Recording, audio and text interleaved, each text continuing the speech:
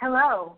Welcome to this broadcast of Running on Love with God. This is Lori Michelle, and I'm very excited about tonight's program. I put up an introduction on the internet today, and that's what I'm going to be doing from now on, is giving you a little introduction before the evening broadcast. In this case, it's afternoon in America. And it's a very exciting topic for me because it's a very important topic that as a woman I grew up with, and that is to be happy in your own skin and what you look like. And I was awakened in 2009 by our Creator, God Himself, and history is that 7.5 years ago, I started writing and having conversations with him. But one of the things that it did for me is it made me realize that he's real.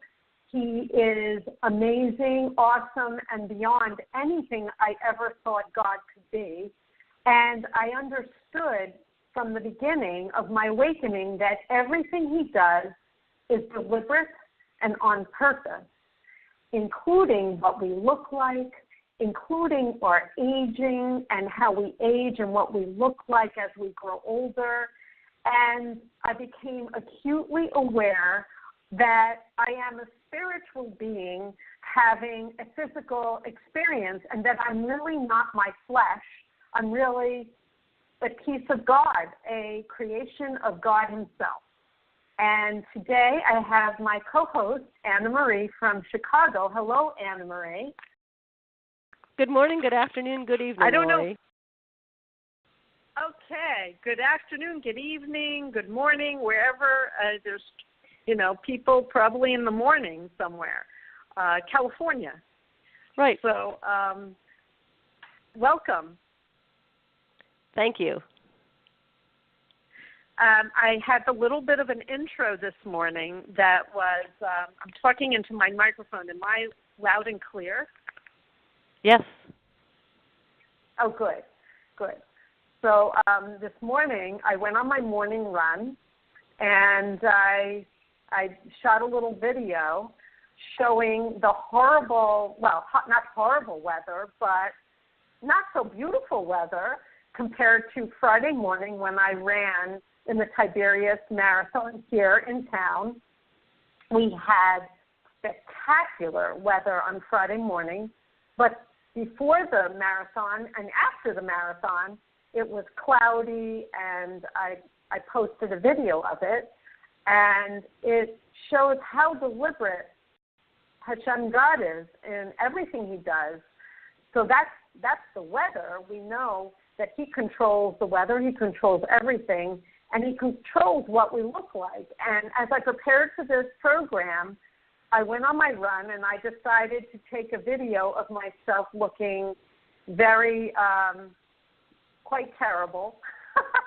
No makeup, running, sweating, and just as Hashem would do it to me, you can't really see it. I'm shooting a video of myself talking to you, Anna Marie. I have a pimple on the tip of my nose. So no vanity here. He is amazing. Everything from pimples to aging and crow's feet, it's all on purpose. So I'm going to open the conversation and keep this conversational with you and see if you first have any questions. But I could tell stories about how I used to really sweat and fret over my aging face, especially in my 30s and early 40s. And then I had my awakening, and I just threw it to the wind. When I turned 50, I'm 57 now, when I turned 50, just after my awakening, I felt free. I suddenly realized I don't have to try to look like I'm 20 anymore. I just gave it up and realized it was a folly, and it's all on purpose. We look like what we look like, but this is not really truly, Anna Marie, what we look like, because I have pictures of myself at 5 years old, at 16 years old, at 20 years old, and I'm still Lori. Which one do I look like? But my question is, if it's all on purpose, with all the other losses we face as we age, why do we have to look worse too? What's the point of that? What's the point? Hang on. I'm going to reverse my headphones. I think I have them on backwards because you're not that loud. Hold on one sec. I'm going to reverse. Okay. Oh, that's much better. I had my headphones on backwards. Why do we age? Well, it's really, truly a mile marker in our race of life. I equate our lives like a marathon. It's a great metaphor. And when you run a marathon, there are mile markers to tell you how far you went, how far you have to go to get to the end of this race. And that's what aging does for us. It lets us know that we're getting closer to the end than we were to the beginning. And it's a signal to step it up. We're not here on this earth right now indefinitely. Ultimately, I am told the prophecies are true, Anna Marie, that we will live, or we will have the capability of living eternally in our flesh and never age and never get sick and never grow old or die, which sounds like a fantasy, like it can't happen. There are many, many people in the world that believe that it not only can happen, but it will happen after our world is redeemed. But for now, I have crow's feet, and I get older. And as I get older, it's a signal that these are my mile markers. I'm pointing to my eyes.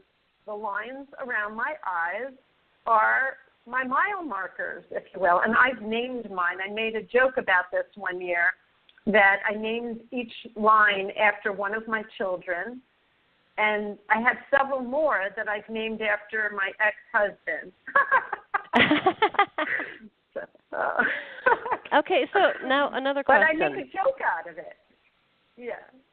Okay, so Lori, mostly my aging face is hard on others, not on myself, because I don't have to see my face. I'm in it.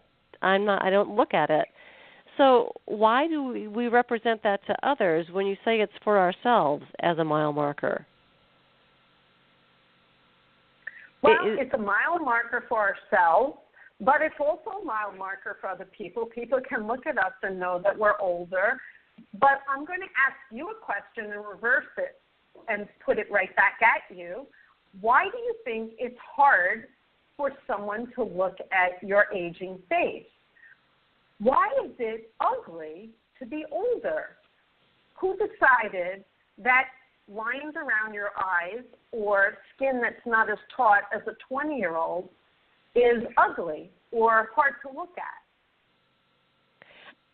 I was thinking about that this morning. There have to be some cultures where aging was considered a sign of beauty.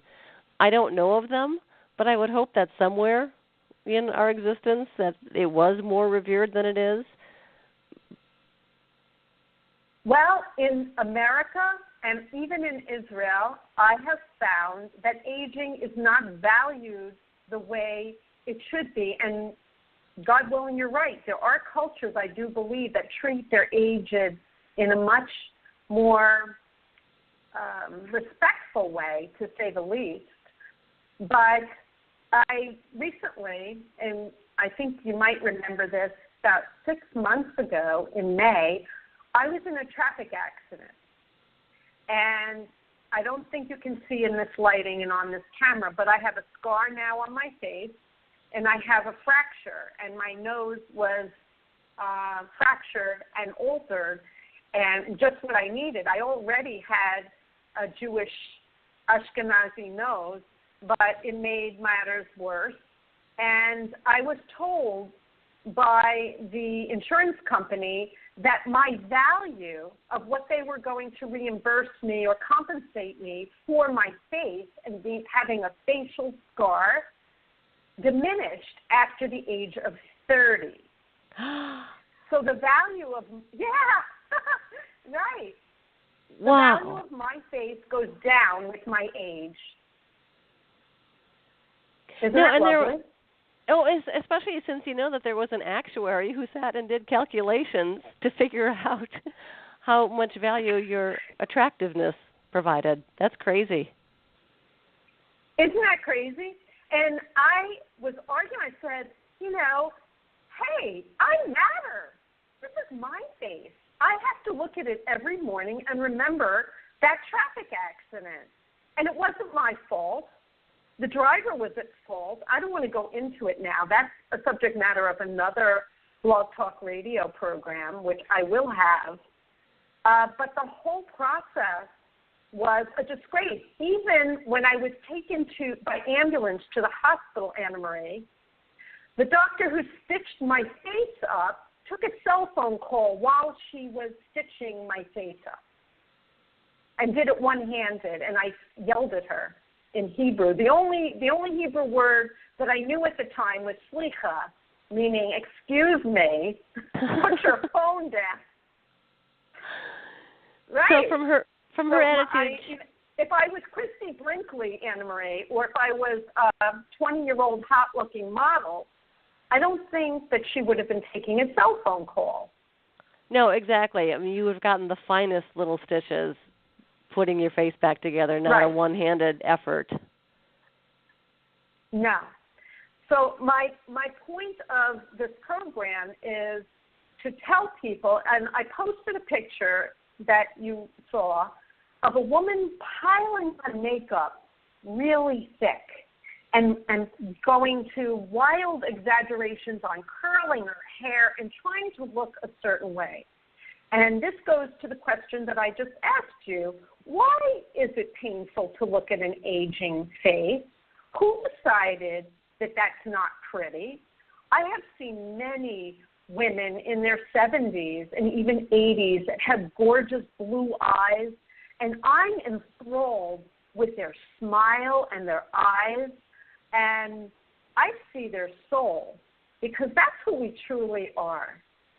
And when I go out sometimes, I see women putting on a pound of makeup, drawing in their eyebrows, not even real eyebrows. I could see if you don't have eyebrows, perhaps, but making their face look completely different than what God gave them.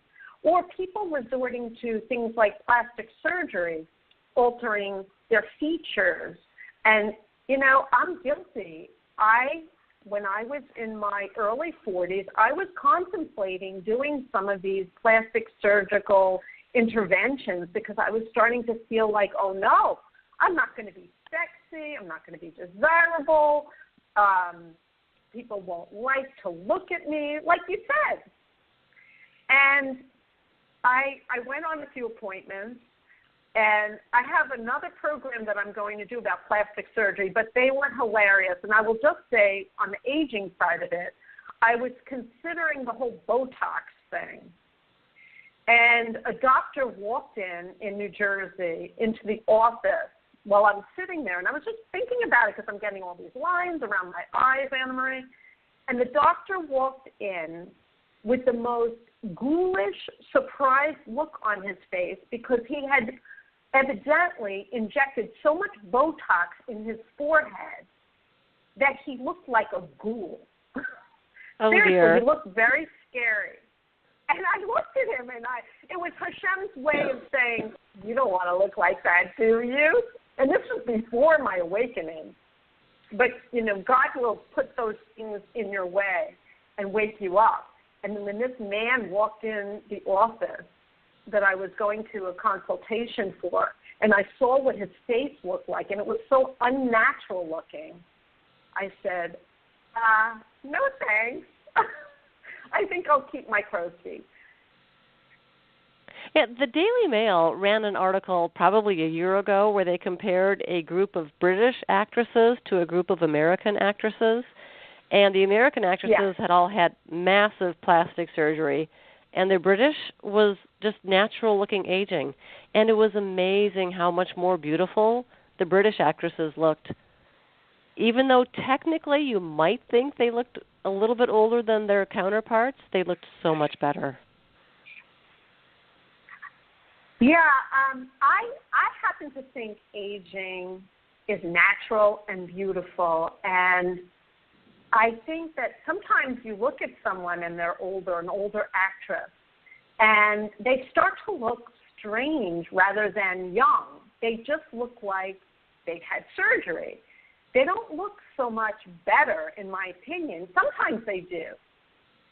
But what if you're one of the unfortunate ones? And we've seen them. We've seen people, famous people, have terrible outcomes. Why risk it? The same thing with my nose. I have a Jewish nose. Okay? I have one. But I decided a long time ago I could be a Jewish lady with a fake nose or a Jewish lady with a Jewish nose. And, you know, if my nose was really disfigured, maybe I would think about doing something, maybe modify it, I guess.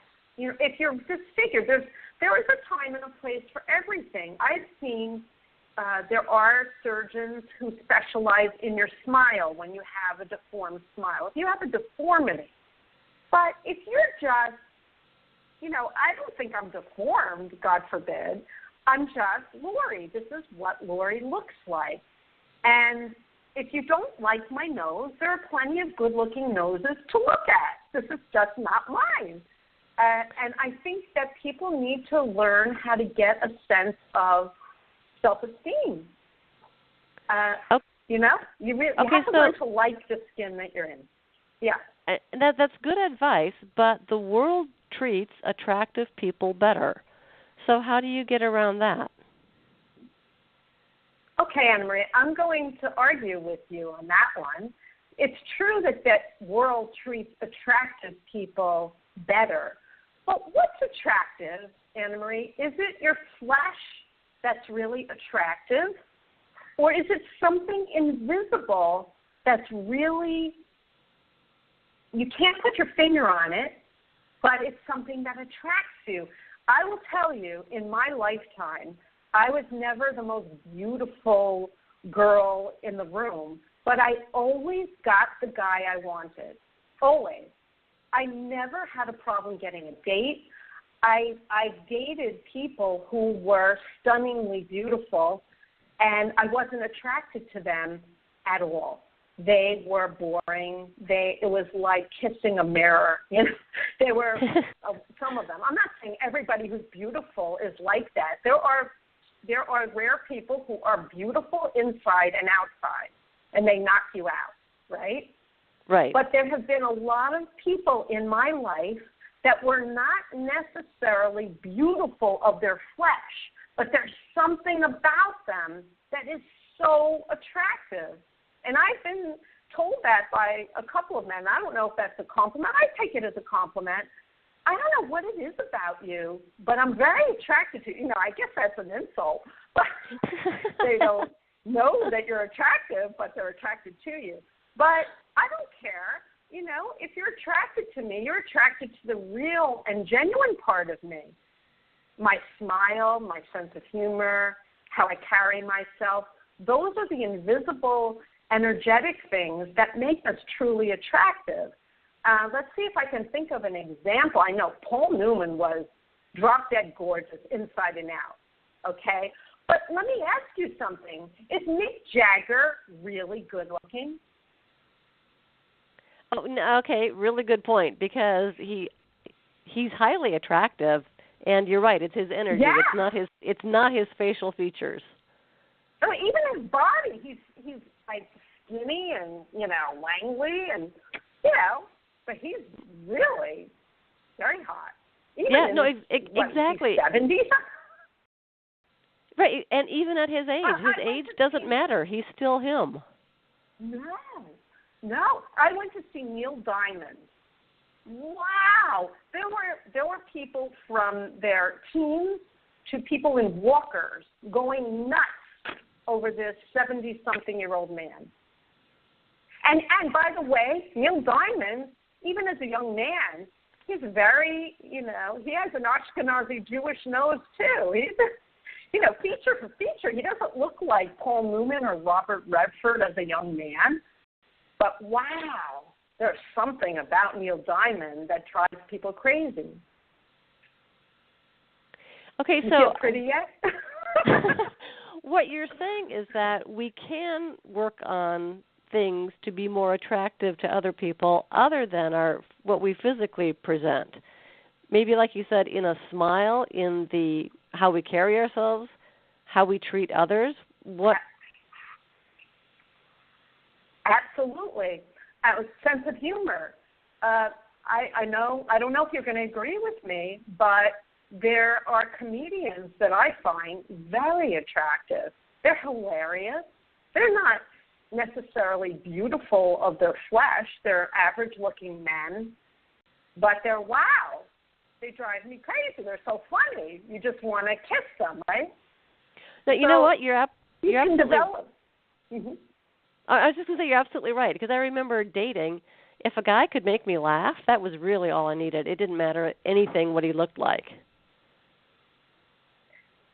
Well, looking at someone is wonderful, and you see them across the room, and wow, that guy's really good looking.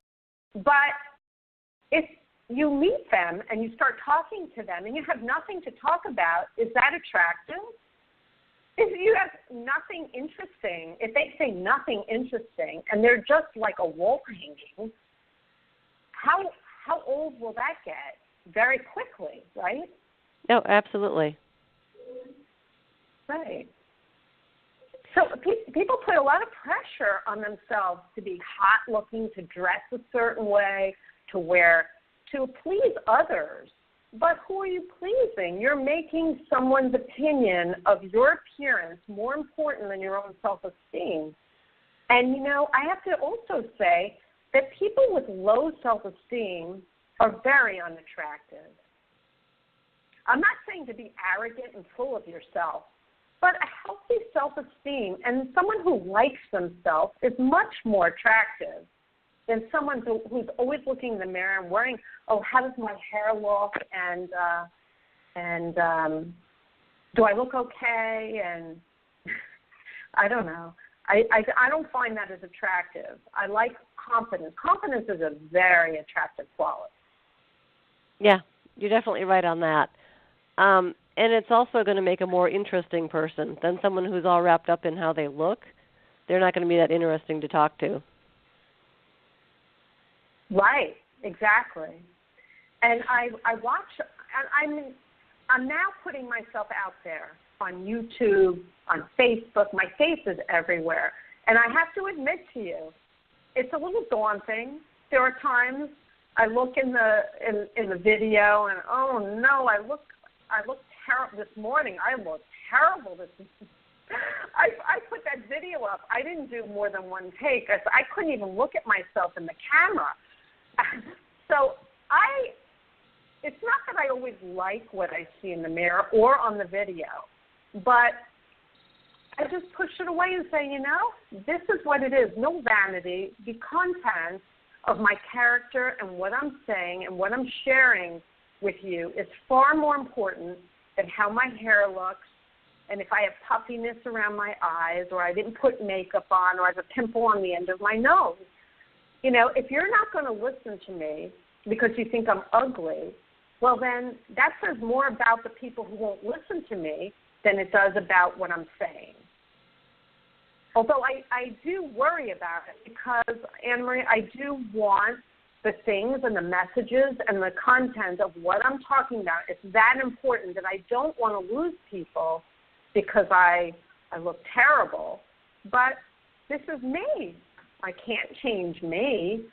And the message is, nor should you have to. You should be accepted and loved for who you are. And who you are is how God created you. And that's what the message is. He doesn't make any mistakes. He is completely deliberate. Completely. Okay, so since we're talking about how God created us, if we are all created in God's image, then why aren't we all classically beautiful? Then why aren't we all what, beautiful? Classically beautiful? Why is there such a range in how we all look? Oh, well, that's an easy answer. We are all unique. And that is incredible. That is proof that we come from an awesome and divine creator.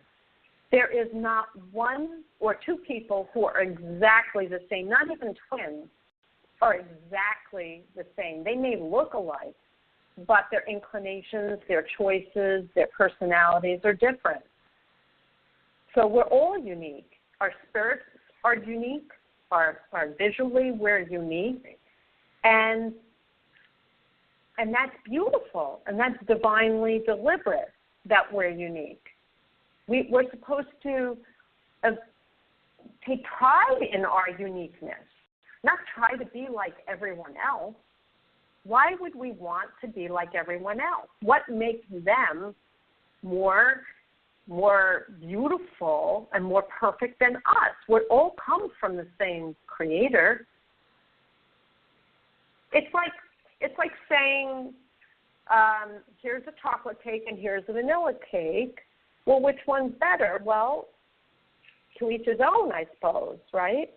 I may not be someone that your husband is attracted to, but he's attracted to you. So the two of you are a perfect match. So why try to please everyone? Even the President of the United States doesn't even get half of the people liking him all at the same time, does he? No, you're right. In this case, I don't know. And so if you're trying so hard to please other people, are you making them God? God created you. He loves you. He was very deliberate. He created you exactly as you are. Are you saying that he didn't know what he was doing when he created you and he gave you your nose and your features and exactly as you are? He knew exactly what he was doing. It was all on purpose. Okay, so then it would be wrong to try to change what you were given. Yes? He just said not in every instance. It's a choosing, but what are you choosing? In Torah, though, there are mitzvahs. In other words, there are things like, and the program's going to end in another minute and a half, so I'll make this quick. There are mitzvahs or laws where we're not supposed to put tattoos on our body and alter certain things about our image. But if you were in a traffic accident and you were disfigured, well, it wouldn't be wrong to repair the damage. But if you're born a certain way and you look a certain way, why are you going to alter what God gave you to be uniquely you? Why are you going to do that? The question is why. It's a deep conversation. Is it wrong? It's a choice. And it needs further discussion that I don't have time for now because we have 30 seconds left. But I hope you got something out of this program, Anna Marie, and I hope whoever's listening understands that we were created in God's image, true, and we are perfect as we came. So stop trying so hard to please other people. Learn to be happy in your own skin and learn to love yourself as God does. Thank you, for Lori. joining us. God bless you. Bye-bye now.